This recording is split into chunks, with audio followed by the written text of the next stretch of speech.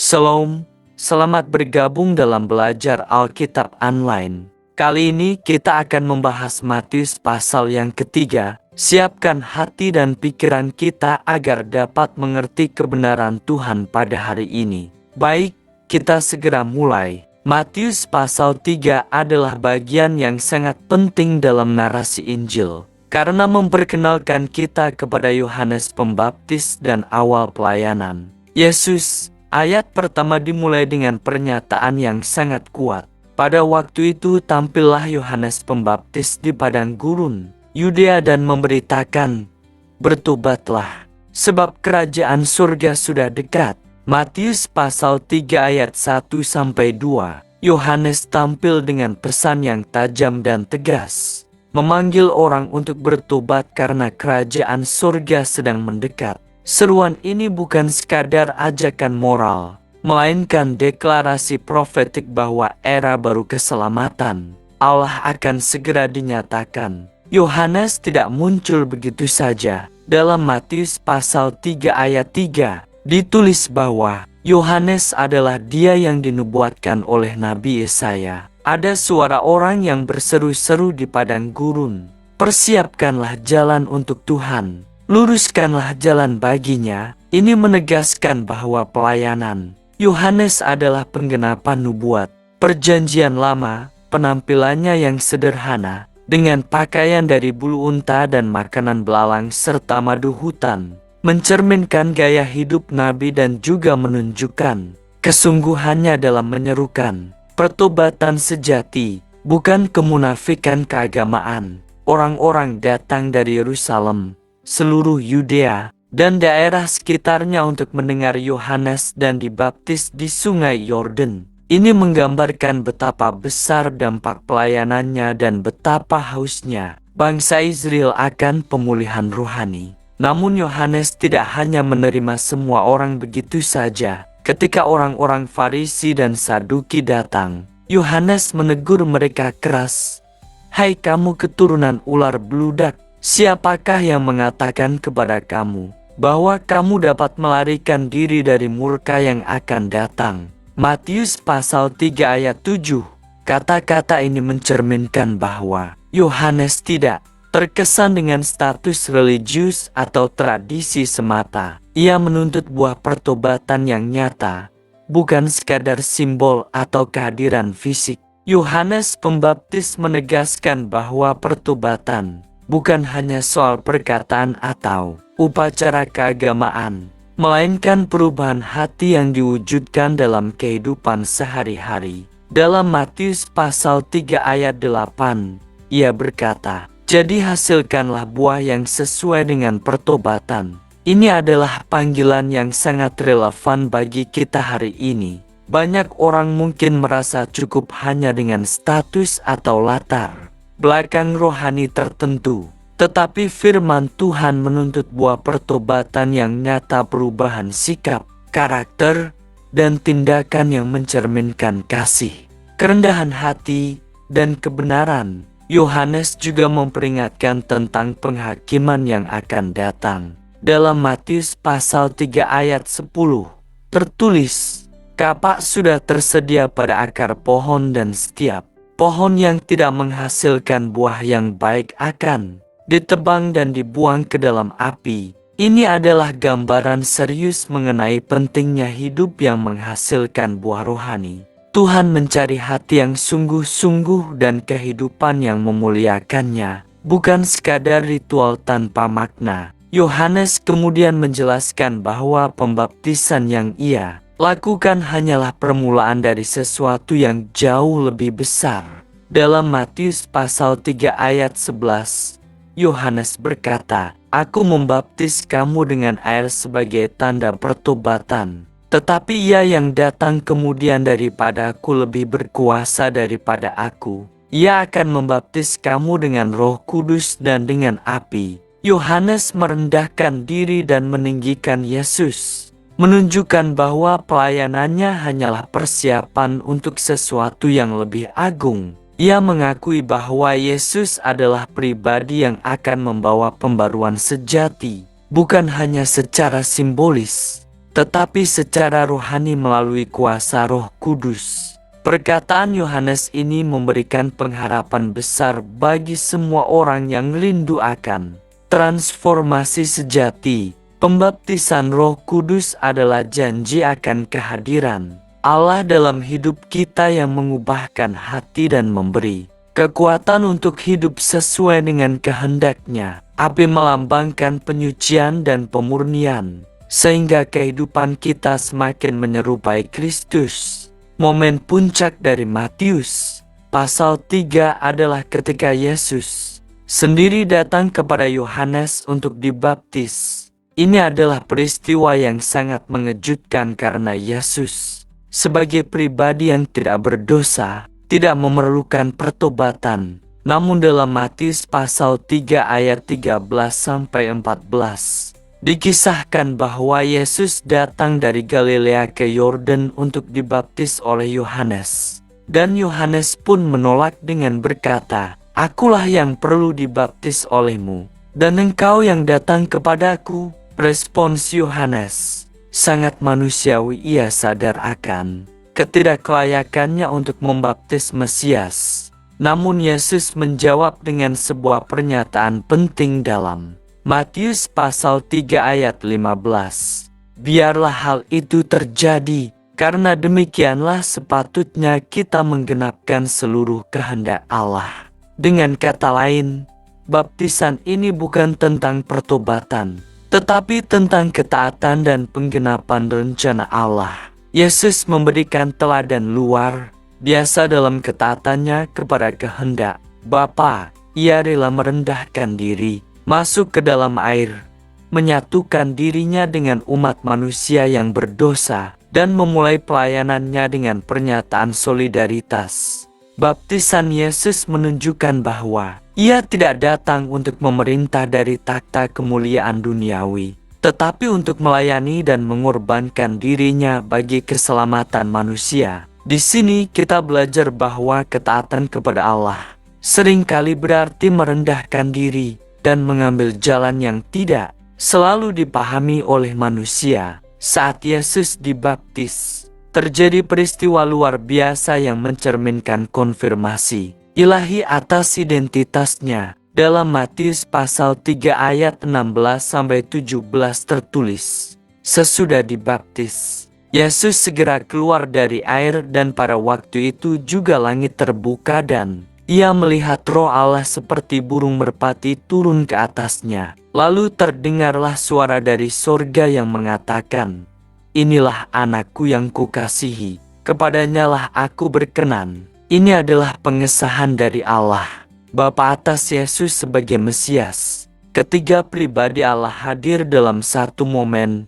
Yesus dibaptis, Roh Kudus turun, dan suara Bapa terdengar. Ini adalah salah satu teks yang secara kuat menunjukkan keberadaan Trinitas Tuhan yang esa dalam tiga pribadi. Suara dari surga ini bukan hanya pengesahan, tetapi juga pernyataan kasih.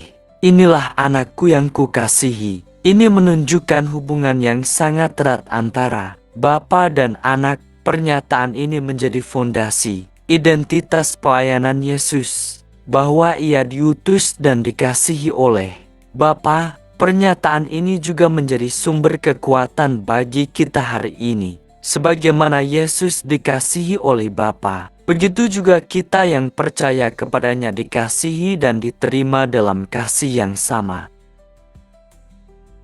Peristiwa pembaptisan Yesus mengandung makna rohani yang sangat mendalam bagi kehidupan orang percaya. Meskipun Yesus tidak berdosa, Ia memilih untuk menjalani pembaptisan sebagai lambang solidaritasnya dengan manusia berdosa. Dalam langkah ini, kita melihat kerendahan hati Yesus yang luar biasa. Ia tidak menuntut pengakuan atau penghormatan, tetapi justru menunjukkan bahwa jalan keselamatan dimulai dari ketaatan dan kerendahan. Ini menjadi contoh bagi kita semua bahwa untuk menjalani kehidupan yang berkenan kepada Allah, kita harus rela meletakkan ego dan kebanggaan pribadi kita, serta merendahkan diri di hadapan Tuhan. Kita juga melihat pentingnya simbolisme dalam tindakan Yesus saat Ia turun ke dalam air dan keluar kembali. Tindakan ini mencerminkan apa yang kelak akan menjadi inti dari Injil kematian,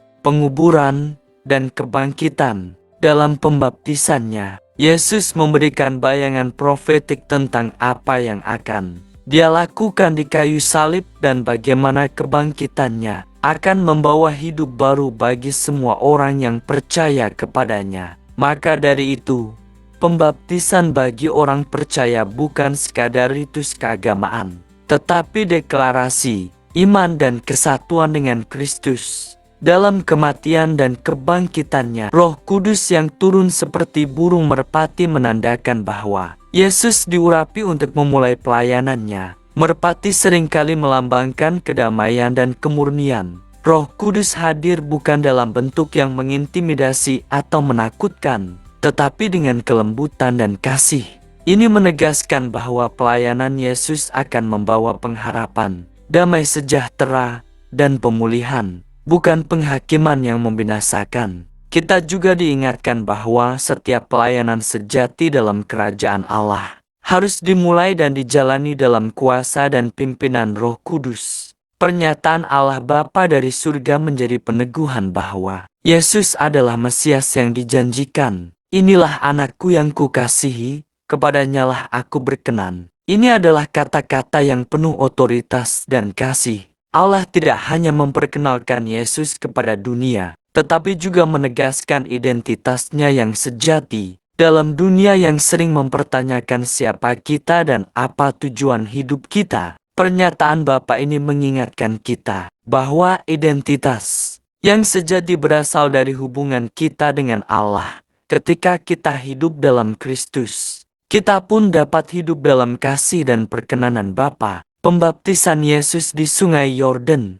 menjadi titik awal pelayanannya yang penuh kuasa dan kasih. Dari titik ini, Yesus mulai menunjukkan bahwa kerajaan Allah bukan sekadar ide, tetapi nyata, hadir, dan berkuasa. Ia menyentuh hidup orang-orang berdosa, menyembuhkan yang sakit, mengusir roh jahat, dan memberitakan Injil keselamatan. Namun sebelum semua itu terjadi, Yesus memulainya dengan tindakan kerendahan hati dan ketaatan. Ini memberikan pelajaran penting bagi kita, bahwa untuk dapat berjalan dalam kuasa dan otoritas Allah, kita harus terlebih dahulu tunduk dan taat kepada kehendak-Nya. Menariknya, dalam Matius pasal 3 kita juga melihat kontras yang tajam antara dua jenis respons terhadap panggilan Tuhan. Di satu sisi, ada orang banyak yang datang dengan hati yang terbuka, menerima baptisan dan menyerahkan diri mereka dalam pertobatan. Namun di sisi lain, ada kaum Farisi dan Saduki yang datang dengan motivasi yang keliru. Mereka mencari bentuk,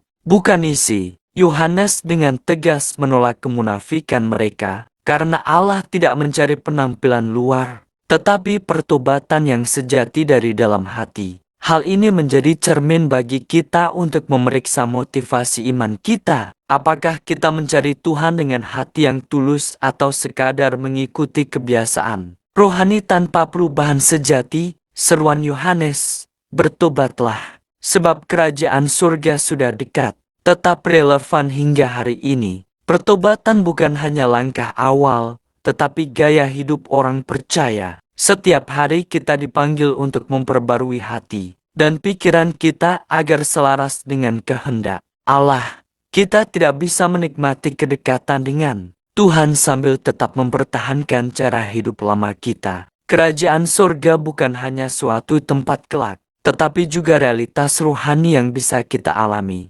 sekarang ketika kita hidup dalam kebenaran, damai, dan sukacita dalam Roh Kudus. Teguran Yohanes bahwa kapak sudah tersedia pada akar pohon adalah peringatan yang mengingatkan kita akan tanggung jawab kita sebagai orang percaya untuk menghasilkan buah yang baik. Buah ini bukan hanya berupa tindakan-tindakan baik, tetapi juga karakter yang dibentuk oleh Roh Kudus, kasih, sukacita, damai sejahtera, kesabaran, kemurahan, dan penguasaan diri. Ketika hidup kita mencerminkan buah ini, maka dunia akan melihat kesaksian nyata dari kuasa Injil dalam hidup kita. Ketika kita merenungkan Matius pasal 3, kita melihat bahwa semua yang terjadi dalam pasal ini adalah bagian dari penyusunan awal panggung bagi karya keselamatan Allah yang akan digenapi dalam pribadi Yesus Kristus. Dari seruan pertobatan Yohanes Pembaptis,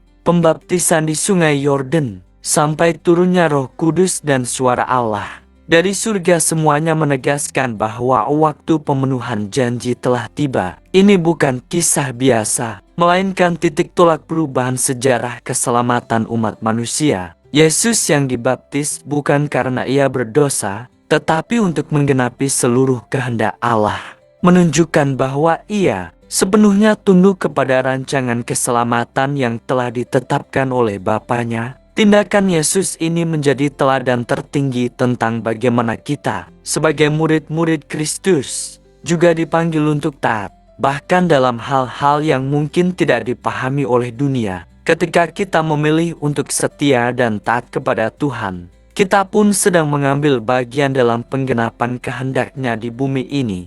Pesanku dalam pasal ini adalah bahwa pertobatan adalah pintu masuk menuju pengenalan akan kerajaan Allah. Yohanes tidak menyuruh orang menjadi sempurna terlebih dahulu, tetapi mengajak mereka untuk datang dengan hati yang hancur dan terbuka. Begitu juga hari ini, Allah tidak menunggu kita menjadi sempurna sebelum datang kepadanya. Ia hanya menanti hati yang bersedia berubah dan membuka diri terhadap kasih-Nya. Dan ketika kita datang dalam pertobatan, Dia siap menyambut dan memperbarui hidup kita. Akhir dari pasal ini memperkenalkan kita pada kehadiran Allah Tritunggal Bapa yang berbicara dari surga, Anak yang dibaptis, dan Roh Kudus yang turun seperti merpati. Ini adalah deklarasi surgawi bahwa Yesus adalah Mesias yang dijanjikan. Inilah momentum surgawi yang memperkenalkan Yesus kepada dunia, bukan hanya sebagai anak tukang kayu dari Nazaret,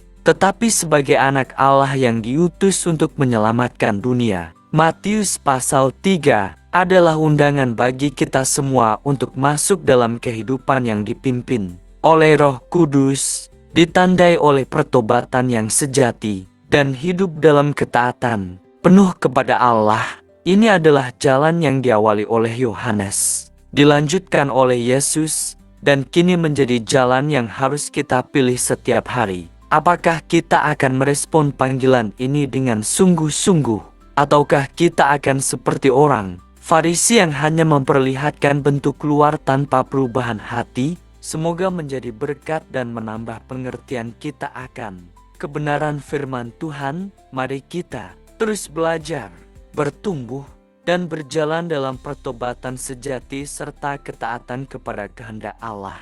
Tuhan Yesus memberkati.